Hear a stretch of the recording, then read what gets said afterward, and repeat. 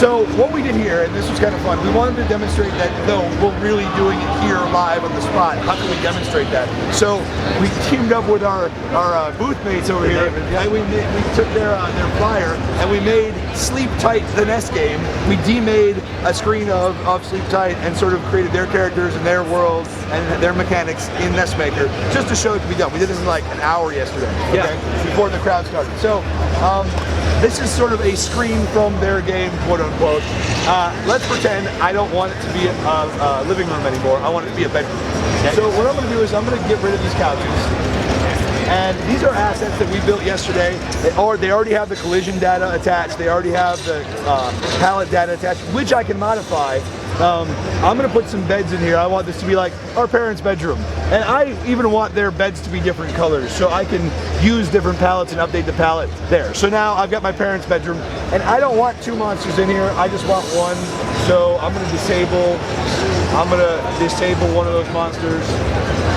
And now I've only got this one monster in there. And you're watching how quick I can do this. One more thing, I'll add a couple of pillows over here. Great.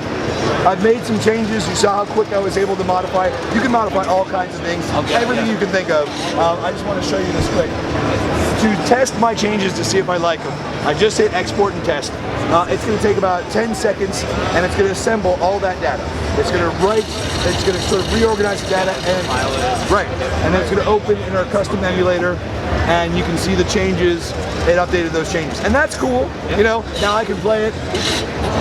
But what makes this cool? What makes this tool different than other game making software is the ability to flash it actually to a real cartridge. So I'm going to pop this on the Kazo Car Flasher, which is about a $25 thing you can get from Infinite NES Lives or through us in our Kickstarter. And I'm just going to go to test, make cart. And the first thing it's going to do is it's going to recompile just like it did in case I made any changes. And then it's going to basically ask me, do I want to flash it? And it's going to start the flashing routine. Right now, it's using some older USB, I think 1.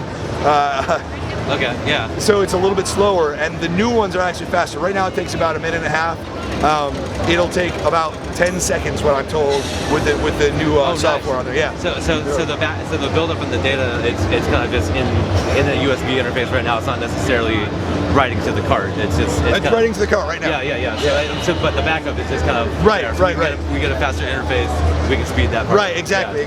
So if you made a USB 3 interface, it would take. Good Lord. Yeah.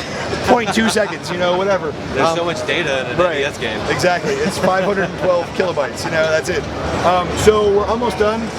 What we're going to do when we're done is I just want to take it out and show it to you on an actual hardware with one shot. You know, you guys have seen this without cutting, so you know that this is actually a thing that's happening.